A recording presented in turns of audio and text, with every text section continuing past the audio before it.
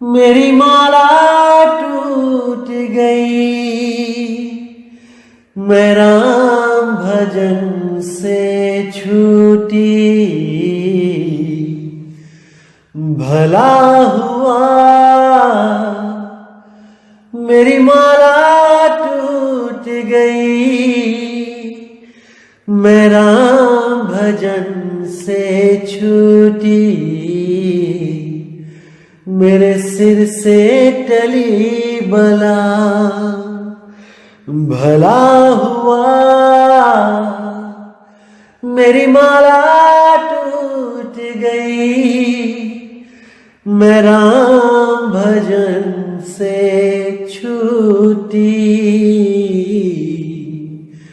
मैं राम भजन से छूटी।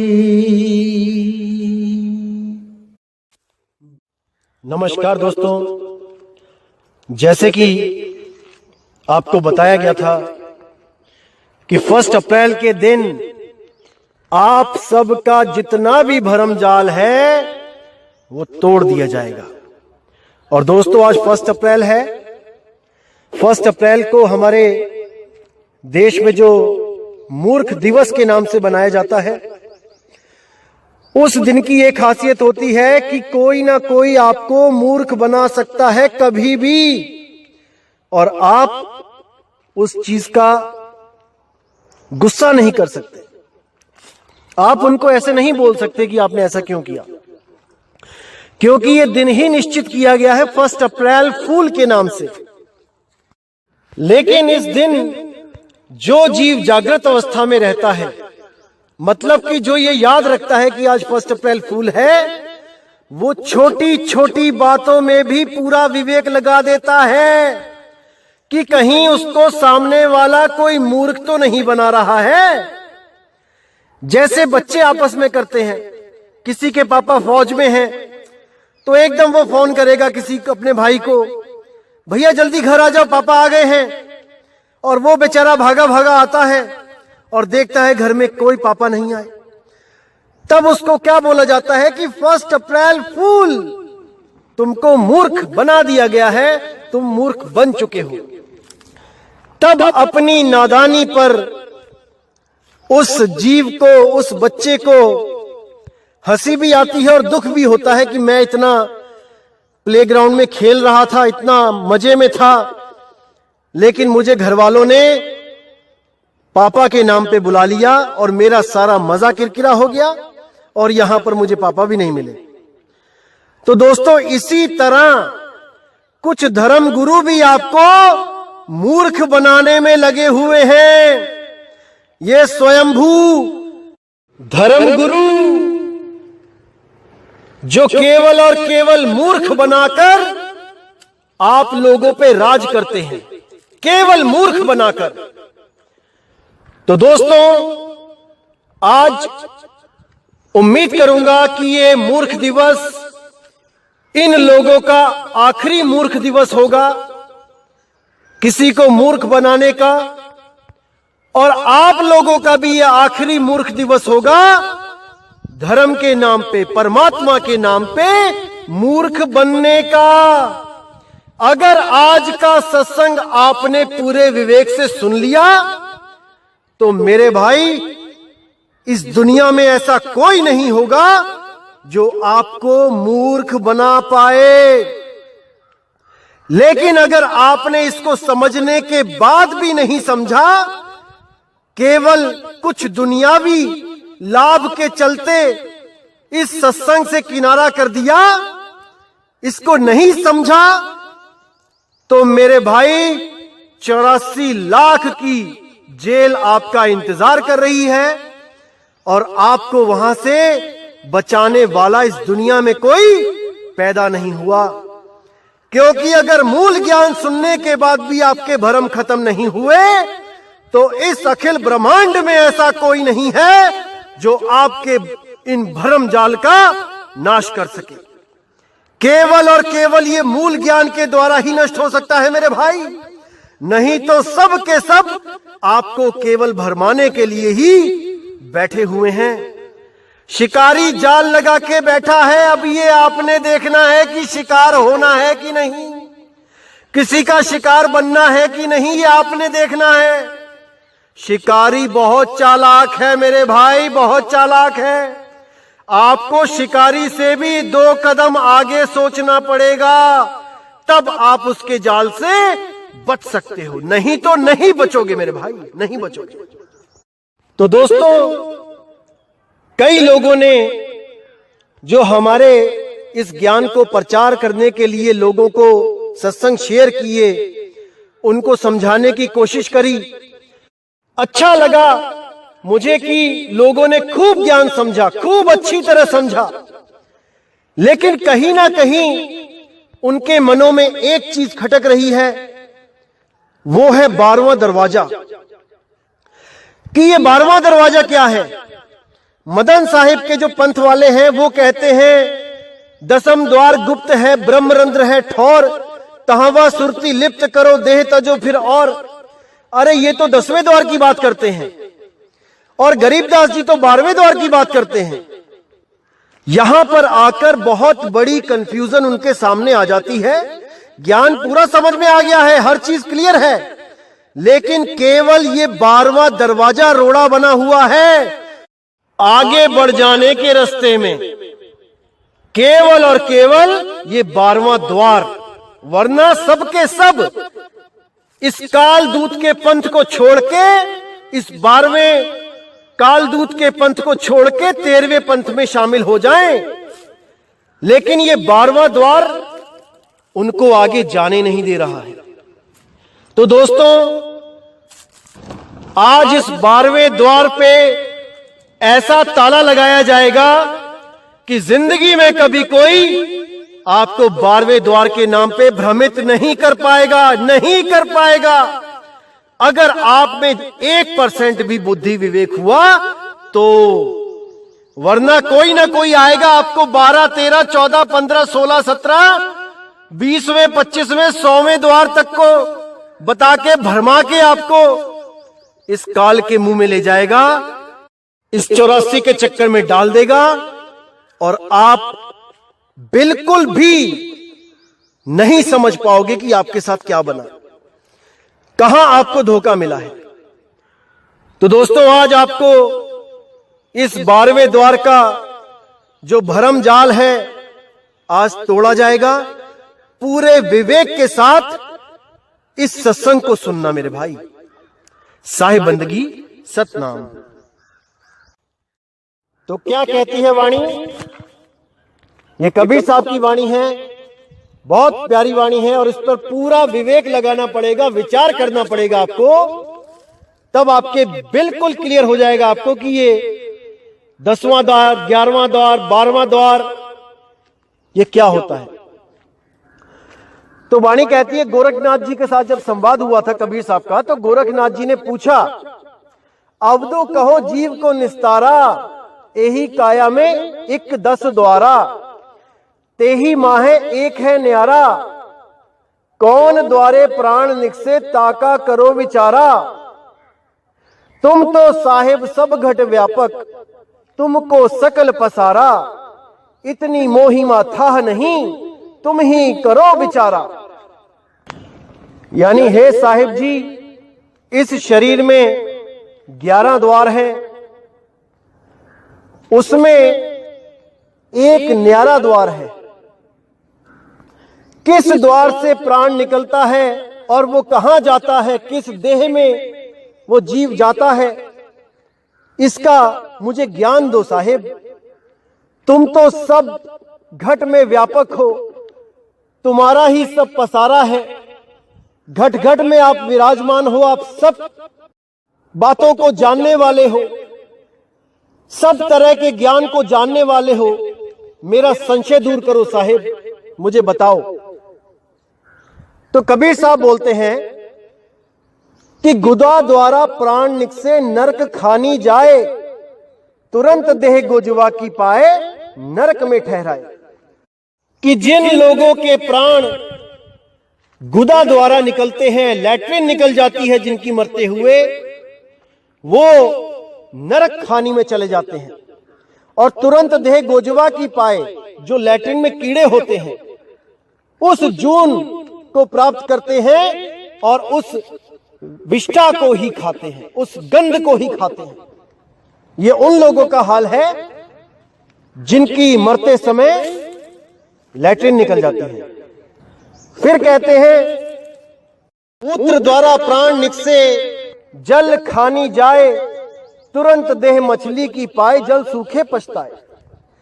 अगर अंत समय में पेशाब निकल जाता है तो वो जीव पानी में जलचर मछली बन के जन्म पाता है और जल सूख जाने पर तड़प तड़प कर अपने प्राण त्याग देता है। तो आगे कहते हैं, मुख द्वारा प्राण निकले अन्न ढेरी जाए, तुरंत देह सो घुनकी पाए अन्न में ठहराए। जिन लोगों के मरते हुए मुंह खुला रह जाता है, जीभ निकल आती है बाहर को, वो लोग अन्न में चले जाते हैं। जैसे आपने देखा होगा, आप गेहूं चावल खूब डब्बों में भर भर के रखते हो, उसको नहीं भी खोलते हो तब भी बिना खोले उसके अंदर कीड़े पड़ जाते हैं। कैसे पड़ जाते हैं? ये कोई डालने जाता है क्या? अपने आप ही पैदा हो जाते हैं। तो ये वो हैं भाई जिनके प्राण मुख से निकले, जिनकी जीभ निकल आई मरते हुए। तो आगे कहते हैं, श्वासा द्वारे प्राण निकले गर्भ खानी जाए, जहां देखे गर्भ खाली तहां जाए समाए। जो नाक के द्वारा जिनके प्राण निकलते हैं, जो बैठे बैठे ही पता भी नहीं लगता कहां चले गए, सांसों से ही निकल जाते हैं, ना हा ना हू, कोई आवाज भी नहीं निकाल पाते। जैसे आप पूरा प्राण निकाल दो नाक में से, पूरी हवा नाक से बाहर निकाल दो, पेट खाली कर दो, उसके बाद बोल के देखो, बोल भी नहीं पाओगे, आवाज भी नहीं निकलेगी, क्योंकि वायु से ही आवाज निकल रही है। जितने शब्द बन रहे हैं वायु से ही बन रहे हैं। यही वायु के द्वारा होंठ कंठ जीभ लगा के उसको आकार दिया जाता है। तो कहते हैं, श्वासा द्वारे प्राण निकसे गर्भ खानी जाए, जहां देखे गर्भ खाली तहां जाए समाए। यानी जो जानवरों के गर्भ में बैल, बकरा, कुत्ता, ऊंट, हाथी, गीदड़, शेर, सियार, इन लोगों के गर्भ में, इन जीवों के गर्भ में वो वास पाता है और 84 में भटकता है। फिर कहते हैं, चक्षु द्वारा प्राण निकले अंड खानी जाए, तुरंत देह पक्षी की पाए स्वर्ग में मंडराए। जो भी आंखों से प्राण जिनके निकलते हैं, आंखें बाहर को आ जाती हैं, आंखें खुली रह जाती हैं अंत समय में, वो लोग अंडों में जाते हैं। कोई चील के अंडे में चला गया, कोई कबूतर के अंडे में चला गया, कोई कौवे के अंडे में चला गया, और वहां पर जाके पक्षी की देह को पाके स्वर्ग में मंडराए। स्वर्ग यानी ऊपर जो आसमान दिखाई दे रहा है वो स्वर्ग लोक है। जो नीचे धरती है वो मृत्यु लोक है, और जो नीचे धरती के अंदर है वो पाताल लोक है।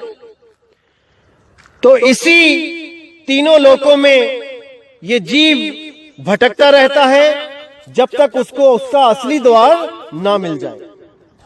तो फिर कहते हैं, श्रवण द्वारा प्राण निकले भूत खानी जाए, देह धरी वह विदेह दर से रूखे में लपटाए। यानी जो लोग कानों के द्वारा निकलते हैं उनकी बहुत दर्दनाक मौत होती है, चीखते चिल्लाते मरते हैं, और उनको ये स्थूल देह भी नसीब नहीं होती। वो सूक्ष्म शरीरों में भटकते फिरते हैं, एक पेड़ से दूसरे पेड़ पर। जैसे आपको पुरानी कहानियों में भी बताया जाता था कि जो भूत प्रेत होते हैं वो पीपल के पेड़ पे, बरगद के पेड़ पे होते हैं, आम के किसी पुराने पेड़ पे होते हैं। इसी तरह ये लोग जो कान से निकलते हैं, ये पेड़ पेड़ पे भटकते फिरते हैं, लोगों को परेशान करते हैं, और इनसे छुटकारा पाने के लिए बहुत से लोग इन अघोरी बाबाओं के चक्कर में पड़ जाते हैं, इन भूत प्रेत निकालने वाले लोगों के चक्कर में पड़ जाते हैं और हजारों लाखों रुपए बर्बाद करके महादुख पाते हैं, लेकिन फिर भी वो इनसे निजात नहीं पा पाते हैं। इन प्रेतों के चक्कर में सारी उम्र भ्रम में ही पड़े रहते हैं और अपना अनमोल जीवन नाश कर लेते हैं। जहां भी कोई कहता है कि उस बाबा के पास चले जाओ, उस बाबा के पास चले जाओ, वहां वहां धक्के खाते हैं, लेकिन फिर भी इस चीज से आजाद नहीं हो पाते हैं, क्योंकि ये भरम भूत सकल जग खाया। ये भरम भूत है भाई, ये ऐसे पीछा नहीं छोड़ता है। ये तब छोड़ता है जब आप सत्य शब्द में स्थिर हो जाते हो, जब आप सच्चे नाम का सिमरण शुरू कर देते हो, तब कोई भूत प्रेत आपके निकट नहीं आ सकता। लेकिन आपको पूरा विश्वास करके सिमरण करना पड़ेगा भाई, पूरा विश्वास करके। अगर 1% भी शंका होगी कि ये सिमरण करके ये बाधा हटेगी कि नहीं हटेगी, तो मेरे भाई नहीं हटेगी, क्योंकि आपके मन में 1% भी भ्रम है तो ये भ्रम भूत आपको दबोच लेगा। इसीलिए मैं हर बार कहता हूं कि 100% होके आओ भाई, जिसने भी आना है। अब कहते हैं 10वें द्वारे प्राण निकले राज खानी जाए, और कुछ देर राज भोगे फिर पाछे पछताए। जो लोग 10वें द्वार से निकलते हैं, अब यहां पे दोस्तों एक चीज क्लियर करना चाहूंगा मैं, कुछ पंथ ऐसे हैं जो 10वें द्वार को ही क्या बता देते हैं, त्रिकुटी, दोनों आंखों के बीच में जो सुषमना नाड़ी है, इंगला पिंगला सुषमना, उसी को ही 10वां द्वार बता देते हैं। ये महामूर्खता है मेरे भाई, वो 10वां द्वार नहीं है, वो असली 10वां द्वार नहीं है, वो काल के द्वारा बनाया गया नकली द्वार है, जिसमें वो सबको भेजता है, सबको, किसी को नहीं बख्शता। उसी को गुप्त दरवाजा बताकर इंगला पिंगला सुषमना में एक अनंत सफर के लिए इस जीव को भेज देता है। ये एक ऐसी भूल भुलैया है कि जो जीव एक बार चला गया वो भाई निकल नहीं सकता, नहीं निकल सकता। तो जो भी जीव इसमें जाता है, अंत समय में वो क्या करता है, वो प्राणों को इकट्ठा करके त्रिकुटी में से जाता हुआ ऊपर असली जो 10वां द्वार है उसको तोड़ता हुआ ऊपर ब्रह्मांड में चला जाता है। मैं फोटो शेयर करूंगा, आप ध्यान से देख लेना कैसे जीव इस 10वें द्वार को तोड़ता हुआ ऊपर चला जाता है और दोबारा इसी 84 में वापस आ जाता है। जो लोग प्राण योग करते हैं वो भी यही काम करते हैं, सारे प्राण को इकट्ठा करके अंत समय में ऊपर की तरफ चढ़ाकर असली जो 10वां द्वार है उसको तोड़कर आगे निकल जाते हैं और ब्रह्मांड की सैर करके दोबारा किसी गर्भ में चले जाते हैं। आप इस फोटो में बहुत अच्छी तरह देख सकते हैं कि कैसे 10वें द्वार को तोड़कर जीव बाहर निकल गया है और ब्रह्मांड की सैर कर रहा है। इसीलिए हिंदू धर्म में जब कोई मर जाता है तो उसके सिर पे लकड़ी से वार करते हैं, ठोक देते हैं, सिर को तोड़ देते हैं ताकि वो जीव इस द्वार से बाहर निकल जाए। अरे मेरे भाई, मरने के बाद नहीं ठोका जाना चाहिए, जीते जी वहां से निकलोगे तब बात बनेगी, तब आपको स्वर्ग, ब्रह्मलोक, सतलोक आदि लोक मिलेंगे, वरना वो भी नहीं मिलेंगे। अगर मरने के बाद क्रियाक्रम में अगर लकड़ी से सिर को तोड़ते हो तब ये प्राणों के द्वारा तोड़ के निकलना पड़ता है, प्राणों के द्वारा, तब बात बनती है। जो राजा की जून मिलेगी तब मिलेगी, स्वर्ग मिलेगा तब मिलेगा, ऐसे नहीं मिलेगा लकड़ी मार के। तो कहते हैं 10वें द्वारे प्राण निकले राज खानी जाए, कुछ देर राज भोगे फिर पाछे पछताए। वो पछताएगा, अगर वो सिर को फोड़ के भी निकलेगा, ऊपर को ब्रह्मांड में जाएगा, फिर पछताएगा, उसको मुक्ति नहीं मिलेगी। अब आगे कहते हैं सुरति द्वारा प्राण निकसे सत्य लोक ही जाए, शब्द निरखत जाए लोक ही कहे कबीर बुझाए। कि जो सुरती द्वारा प्राण को निकालेगा, कहने का मतलब सुरती जहां पर एंटर की थी,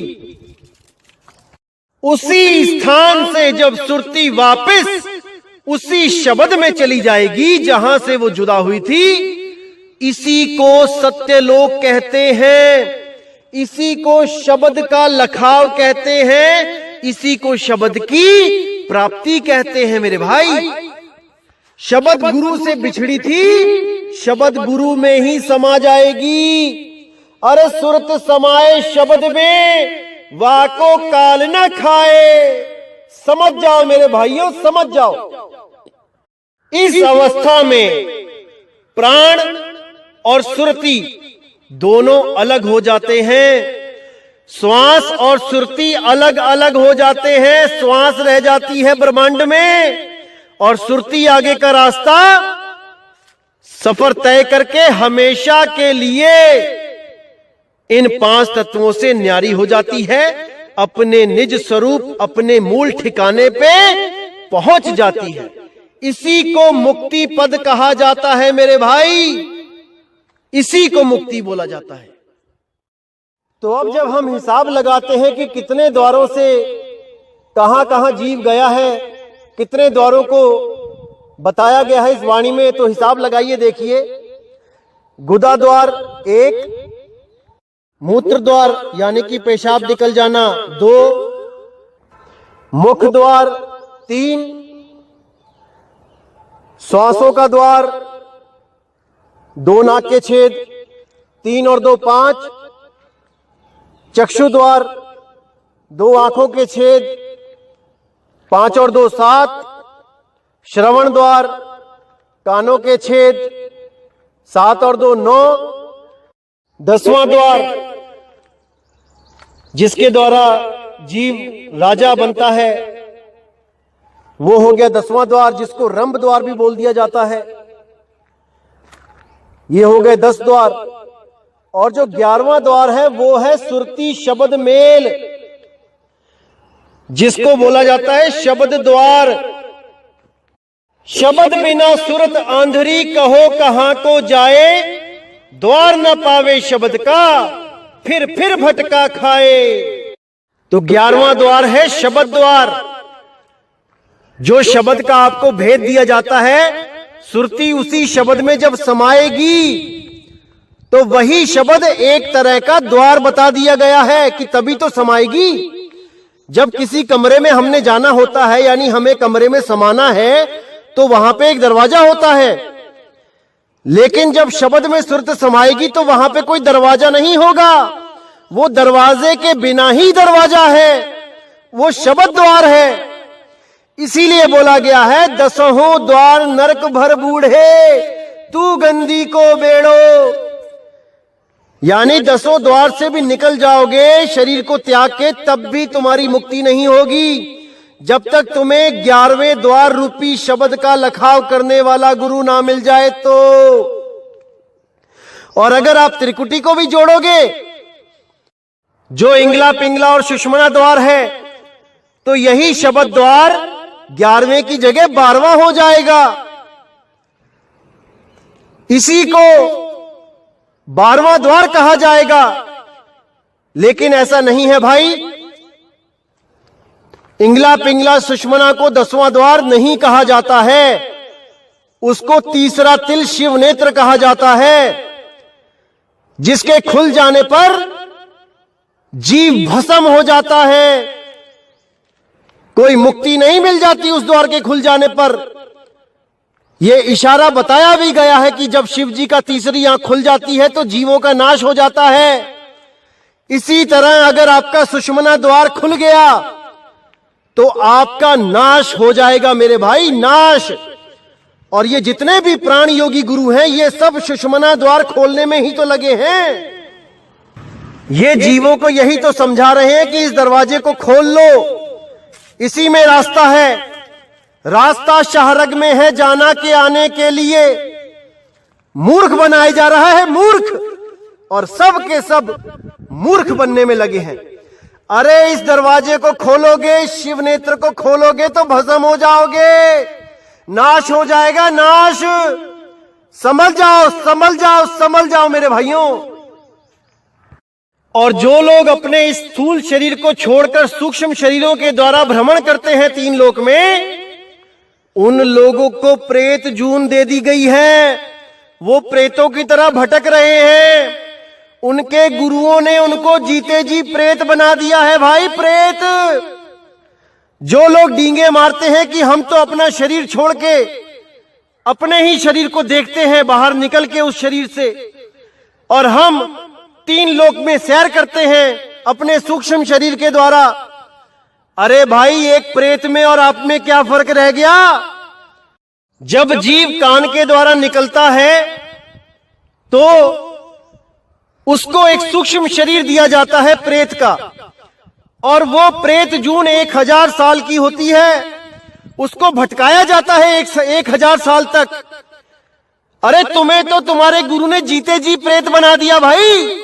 शरीर को त्याग के सूक्ष्म शरीरों में भटकना नहीं है, अपने रूप में समाना है, अपने रूप में, अपने निज रूप में। जिस गुरु को अपना निज रूप ही नहीं पता वो आपको क्या बताएगा? अरे गुरुआ तो घर घर फिरे, कौड़ी केर 50, अपने रूप की खबर नहीं और शिष्यकरण की आस। अपना रूप तो पता नहीं है कि मेरा निज रूप क्या है, और चेले बनाने में लगे हैं। अरे संभल जाओ भाइयों मेरे, संभल जाओ।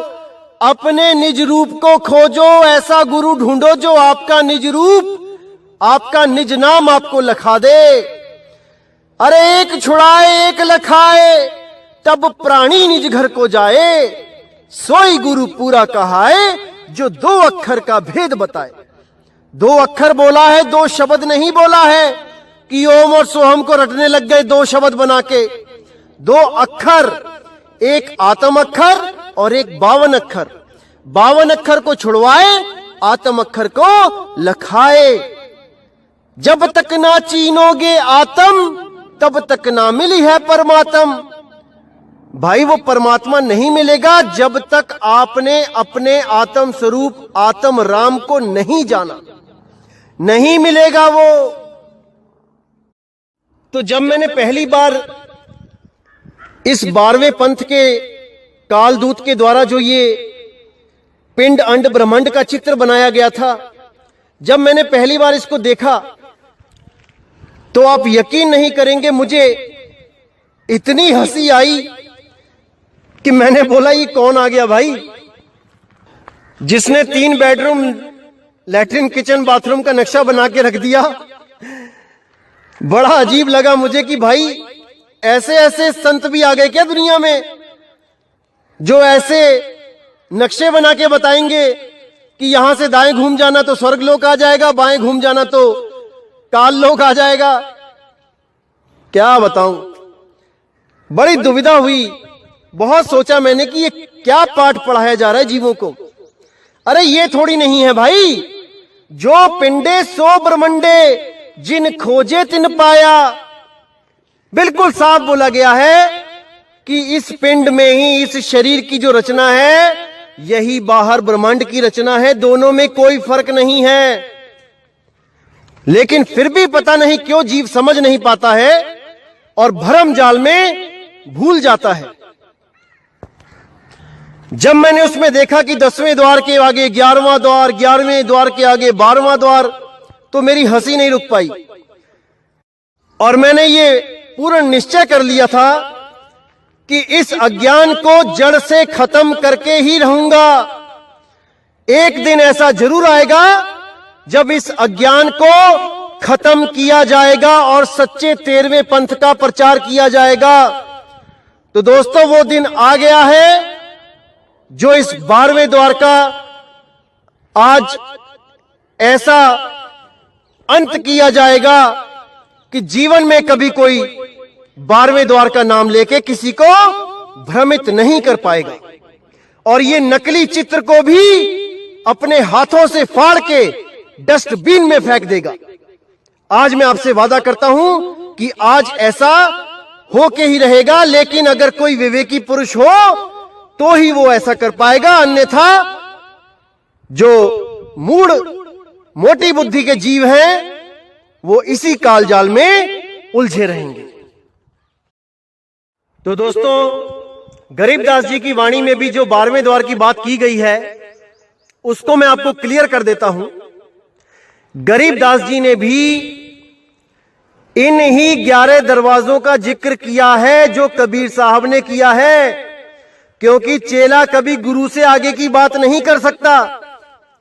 लेकिन उन्होंने 12वां द्वार क्यों बोला, इसके पीछे बहुत बड़ा रहस्य है। जब कबीर साहब ने गरीबदास जी को नाम दिया और उनको बोला कि तुम इस वाणी के द्वारा पूरा प्रकाश करोगे मेरे नाम का, मेरे शब्द का, तो गरीबदास जी बहुत प्रसन्न हो गए। उन्होंने कहा, अहो भाग्य मालिक, आपने मुझे इतना बड़ा काम सौंप दिया, मैं बहुत खुश हूं। लेकिन जब कबीर साहब ने बोला कि गरीबदास जी, आप ही के पंथ में काल के दूत भी आएंगे और वो वाणी का अर्थ का अनर्थ करेंगे, इसलिए तुम ऐसी वाणी लिखना जो बहुत ही ज्यादा रहस्यमयी हो, बहुत ज्यादा गूढ़ हो, ताकि काल के दूत इस वाणी को समझ ही ना पाए और उल्टा सुल्टा जो भी उनके मन में आए व्याख्या करते चले जाएं। तब उन्होंने बोला कि तुम अपनी वाणियों में 12वें द्वार का जिक्र करो, 12वें द्वार का जिक्र करो। तब गरीबदास जी ने बोला, महाराज जी, जितने भी संत हुए हैं आज तक किसी ने 12वें द्वार का जिक्र नहीं किया, यहां तक कि आपने भी 11वें द्वार को ही शब्द द्वार बोला, तो मैं 12वें द्वार को कैसे प्रकट करूंगा? ये तो बहुत बड़ा अनर्थ हो जाएगा, जीव भ्रमित हो जाएंगे। तब कबीर साहब ने बोला, तुम फिक्र मत करना गरीबदास, जब मेरे 13वें पंथ का प्रचार होगा तब ये सारे द्वार क्लियर कर दिए जाएंगे। तुम 12वें द्वार का जिक्र जरूर करना, क्योंकि जो नकली गुरु काल दूत आएंगे वो भी 11वें द्वार का जिक्र करेंगे, वो भी मेरी वाणी बोलेंगे। कौन सी वाणी? 9 द्वारे संसार सब 10वां योगी साध, एकादश खिड़की बनी जानत संत सुजान। ये वाणी बोल के कुछ काल के दूत भी अपने आप को घोषित करेंगे कि हम 11वें द्वार को जानते हैं, यानी शब्द को जानते हैं, और सार शब्द के नाम पे केवल कान में धू धू कर देंगे, कान में फूंक मार के कह देंगे हमने सार शब्द तुम्हारे अंदर प्रवेश करा दिया है, अब तुम्हें काल नहीं रोक सकता। मूर्ख बनाएंगे लोगों को, मूर्ख। लेकिन गरीबदास, तुम्हारी वाणी का सहारा लेके काल के दूत ही दूसरे काल के दूत को गलत साबित कर देंगे। वो 12वां द्वार कह के 11वें द्वार वाले को गलत साबित कर देंगे और 11वें द्वार वाले लोग भागे आएंगे 12वें द्वार वाले कालदूत की शरण में, क्योंकि उनको लगेगा शायद इससे आगे भी कोई 12वां द्वार है, हमें वहां जाना है। तब गरीबदास जी ने कहा, महाराज लेकिन शब्द से आगे तो कोई द्वार ही नहीं है, तब क्या किया जाएगा? अगर ये लोग भ्रमित हो गए तो, वो कालदूत ने सबको भ्रमित कर दिया तो?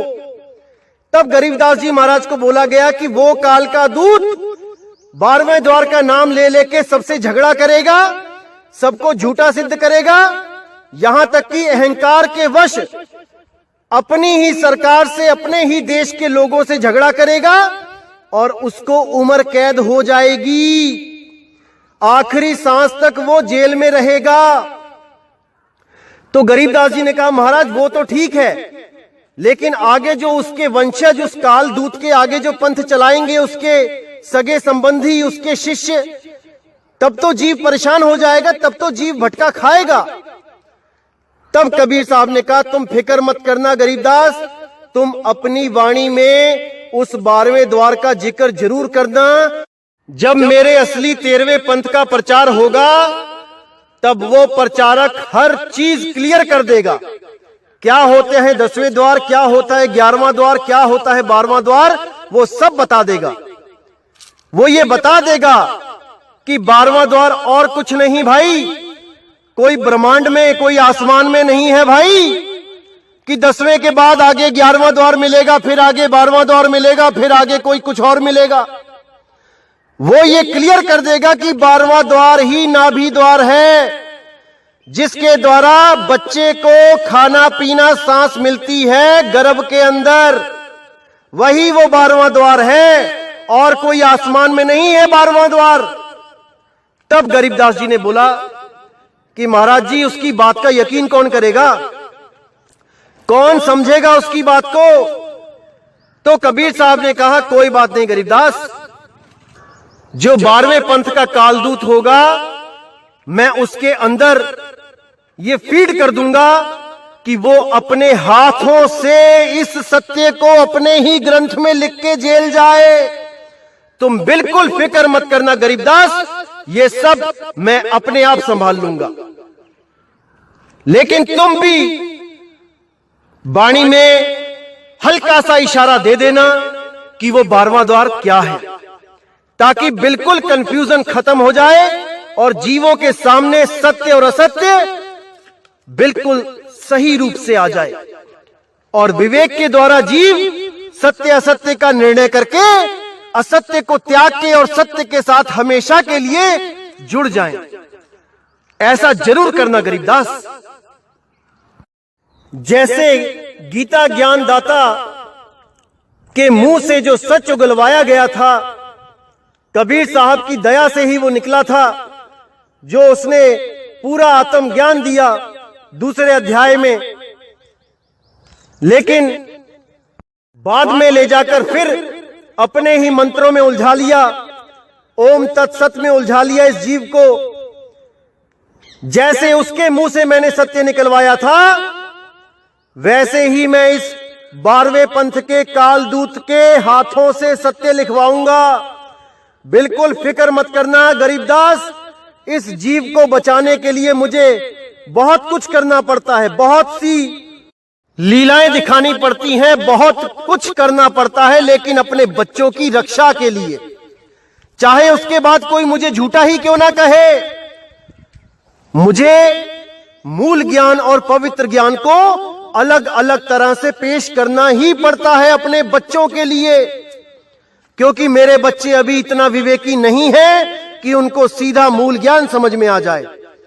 अरे धर्मदास ये जग बौराना, कोई न जाने पद निर्वाणा, यही कारण मैं कथा पसारा, इन सब से कहिए राम ने आरा।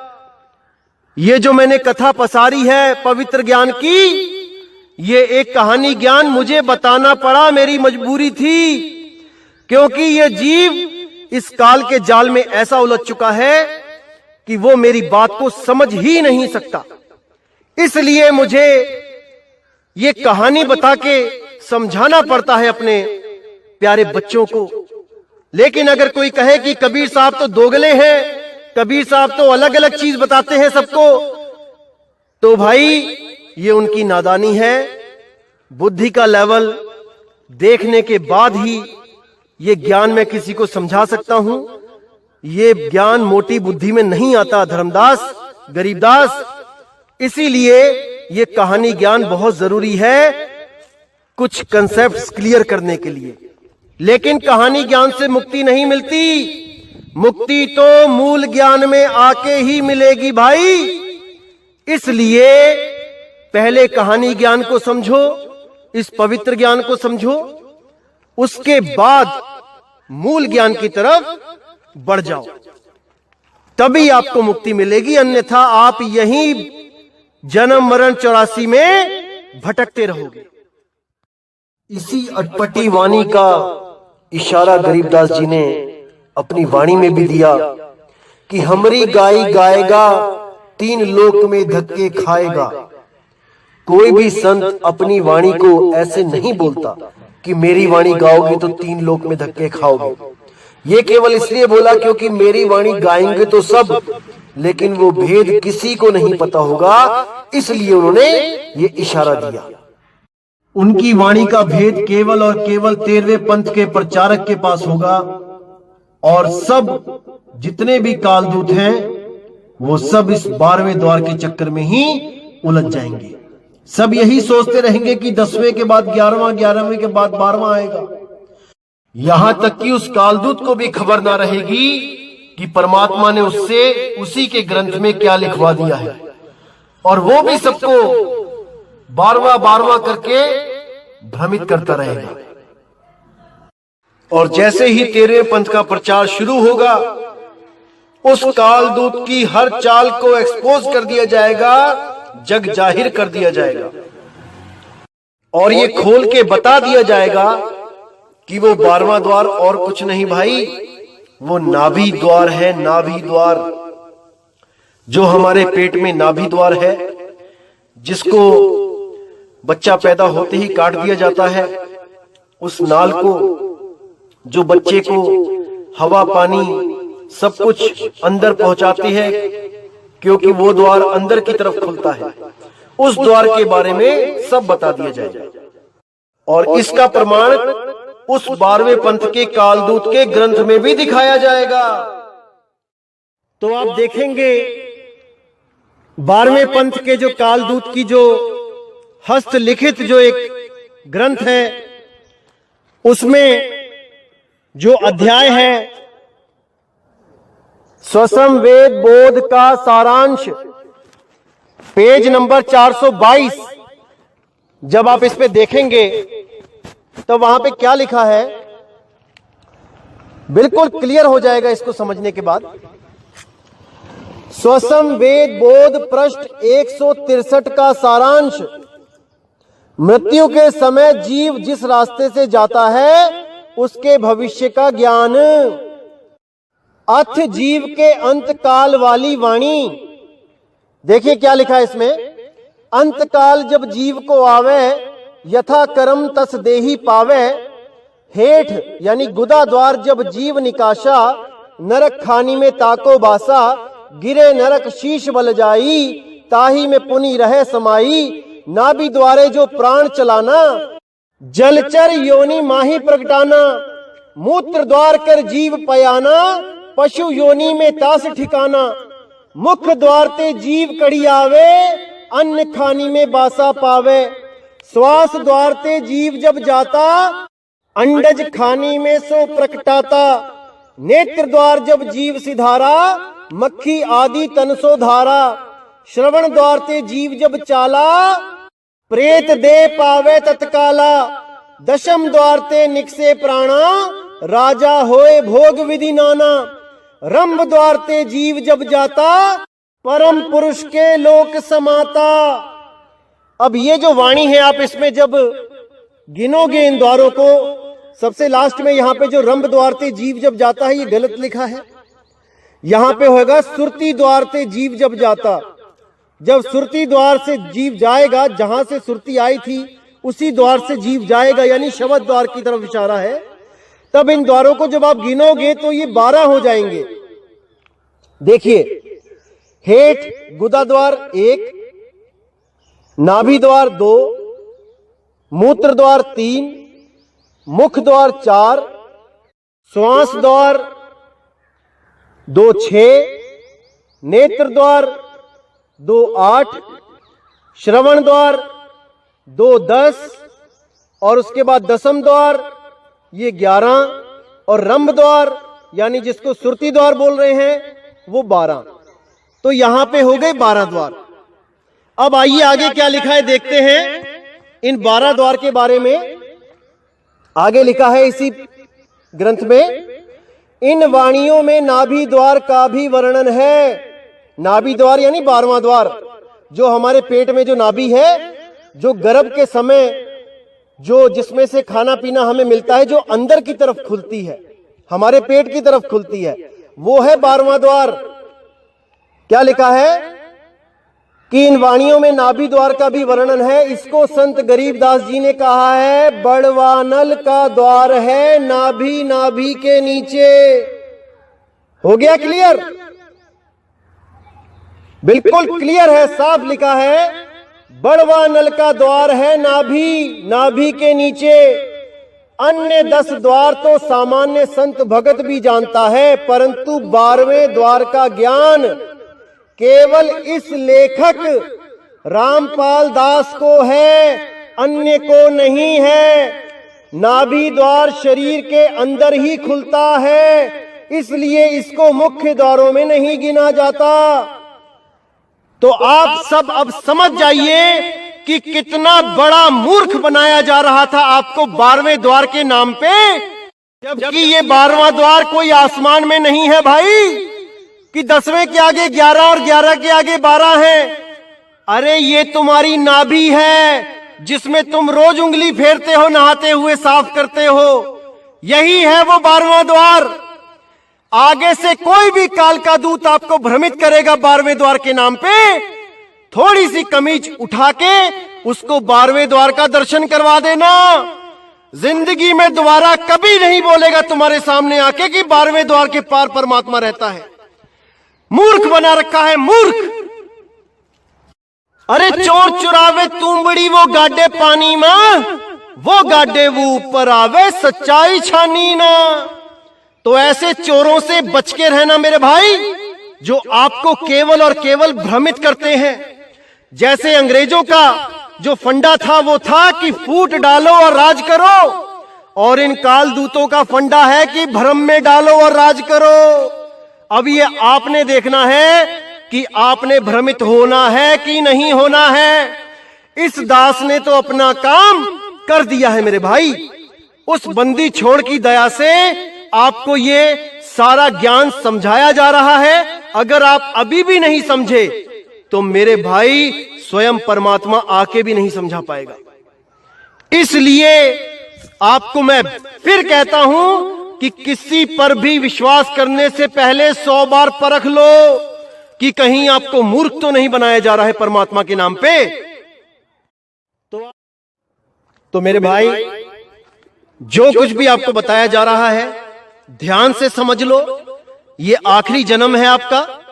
इस इंसान जन्म में भी अगर आपने ये चीज नहीं समझी तो कब समझोगे? क्या 84 में जाने के बाद समझोगे? अभी नहीं समझे तो मेरे भाई कभी नहीं समझोगे, कभी नहीं। इसलिए मैं कह रहा हूं कि हर चीज को बिल्कुल क्लियर कर दो, ताकि 1% भी भ्रम आपके दिमाग में ना रहे। ये काल के दूत आपको भ्रमित ना कर पाए, आपको सच्चे परमात्मा की सच्ची भक्ति नसीब हो। लेकिन वो तभी होगी जब आप इन सब के जाल को काटते जाओगे विवेक के द्वारा। अगर आपने 1% भी विवेक का साथ छोड़ा तो कोई ना कोई आपको लूट लेगा मेरे भाई, लूट लेगा। तो मेरे भाई, आज आपके मन में यह निर्णय हो जाना चाहिए कि आपने 12वें द्वार नाभि द्वार में जाना है या उस 11वें द्वार शब्द द्वार में जाना है। शब्द द्वार 11वें द्वार से आगे अगर कोई भी खोजता है, उसके लिए कबीर साहब ने वाणी बोली है, अरे आगे खोजे गिर पड़े, पीछे खोजे भुलाए, और सार शब्द से आगे खोजे वो बांधा जमपुर जाए, वो बांधा जमपुर जाए। जो भी 12वें द्वार की आस लगा के बैठे हैं उनको 12वां द्वार मिलेगा, लेकिन गर्भ में जाकर वो नाभि द्वार के रूप में 12वां द्वार मिलेगा, जिसमें उनको खाना पीना मां के द्वारा पहुंचाया जाएगा। समझ जाओ मेरे भाई, समझ जाओ, अभी मौका है। अगर ये मौका बीत गया, ये समय निकल गया, तो मेरे भाई अंत में कोई सहाय नहीं होगा, कोई सहाय नहीं होगा। केवल शब्द गुरु सहाय है, उसकी खोज कर लो, उसको पहचान लो मेरे भाई, पहचान लो। तो दोस्तों, इसी के साथ आज का सत्संग मैं समाप्त करता हूं और पूरी उम्मीद करता हूं कि आज आपका ये 12वें द्वार का जो भरम भूत आपके पीछे पड़ा था, आज आपका पीछा छोड़ देगा। ये भरम जाल जिसमें आप जी रहे थे 12वें द्वार के सपने ले लेके, आज उस 12वें द्वार पे हमेशा के लिए ताला जड़ दिया जाएगा। अब उस 12वें द्वार का जिक्र कभी ना हो, यही मैं चाहता हूं, ताकि आप भ्रमित ना हो पाओ। कोई भी आपको 12वें द्वार की बात करता है, यही सत्संग सुना देना, ये पेज दिखा देना, यही उसके अज्ञान के गाल पे करारा तमाचा होगा मेरे भाई। बहुत मूर्ख बन लिए, अब और नहीं, और नहीं, और नहीं मेरे भाई। तो अब मुझे विदा दीजिए और आने वाले सत्संगों में जितना भी भरम आपके दिमाग में है, वो सब का सब खत्म कर दिया जाएगा। एक एक चीज क्लियर कर दी जाएगी मेरे भाई, एक एक चीज। बस आप सत्य का साथ दो, विवेक के द्वारा अपने जीव का कल्याण करो। किसी की फालतू बातों में आने की जरूरत नहीं है। कोई आपको काल के नाम से डराता है तो उसको बोलो कि भाई, जिस पर हाथ साईं का है उसका काल कुछ नहीं बिगाड़ सकता, कुछ नहीं बिगाड़ सकता। अरे जाको राखे साईया, मार सके ना कोई। आप बिल्कुल फिक्र मत करो, बंदी छोड़ आपके साथ है। बंदी छोड़ का मूल ज्ञान समझो मेरे भाई। सत्य नाम को जान लो, सत्य नाम को पकड़ लो।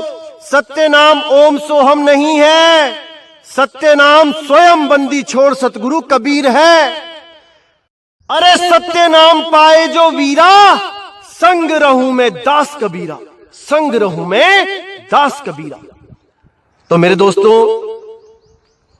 इस अपने भाई को अब विदा कीजिए। और मैं समझता हूं कि आज का सत्संग सुन के कई लोगों को बहुत गुस्सा भी आ रहा होगा मेरे ऊपर कि अरे इतना बड़ा जाल हमने बिछाया था जीवों को फंसाने के लिए और इसने सारे का सारा काट दिया। तो भाई दुख तो होगा, लेकिन परमात्मा ने जो मुझे ड्यूटी दी है उसको तो मैंने निभाना ही है मेरे भाई। तो इसलिए गुस्सा मत करो, अपने अपने जीव का कल्याण सोचो, क्योंकि तुम लोग भी नरक में ठोके जाओगे भाई अगर सच्ची भक्ति नहीं करोगे। तो आज जो पैसा इकट्ठा कर लिया है सब लोगों ने परमात्मा का नाम ले लेके, ये पैसा तुम्हें बचा नहीं पाएगा। जिस दिन तुम्हारे सिरहाने काल खड़ा होगा आके, उस दिन तुम्हारी वो दुर्गति होगी कि ले रब दा नाम। उससे पहले पहले मूल ज्ञान को समझ लो और अपना कल्याण कर लो मेरे भाइयों। सब एक ही मालिक के बच्चे हैं, सबको उस मूल ज्ञान की शरण में आना चाहिए और हर भ्रम से बाहर निकल जाना चाहिए। तो इसी के साथ दोस्तों मुझे विदा करो।